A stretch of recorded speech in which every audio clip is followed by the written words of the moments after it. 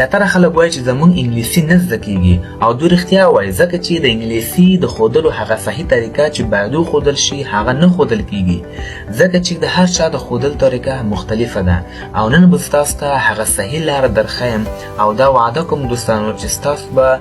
فل بیسک انګلیش نه تر انټرمیر لیول پورې چې کومه انګلیسي ده هغه به ستاسو زده کیږي یوازې په یو څو ورځو کې چې په دې کې به سپیکینګ وکابلري د جملو جوړول هر څه په دې کې به راځي او دا به معلومیږي د دې ویډیو کتل نه وروسته چې تاسو دغه ویډیو څومره لایک کوئ صحیح دی so without wasting any time let's get started لومړی راځو دوستانو دغه سټرکچر ته چې ټول انګلیسي په دغه سټرکچر باندې وړاندې دوستانو په دې کې یوازې سبجیکټ ده ورب ده او اوبجیکټ ده تاسو باید یوازې دغه درې شیان زده کړئ د کله چې مو دغه درې شیان زده کړل دوستانو نو ستاسو بیسیک انګلیسي خو مکمله زده سوه تر انټرمیر لیوله پورې صحیح دی او دا ډېر اسانه هم دی دوستانو لومړی دې کې راځو سبجیکټ دوستانو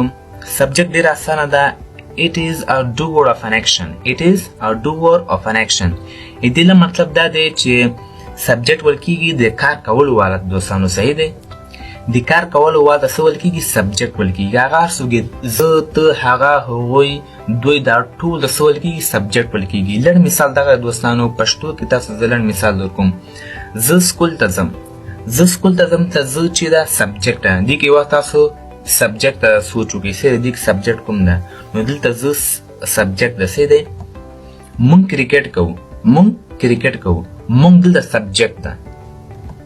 ته فوټبال کوي نو ته دلته چې سبجیکټ سو نو زه مونږ ته هغه هغوی دا ټول مونږ سره څه شی دي سبجیکټ دي صحیح ده نو دا څومره اسان دوستان مونږ سبجیکټ وزده کړو اوس راځو ورب هم ډېر اسان دوستانو صحیح ده ورب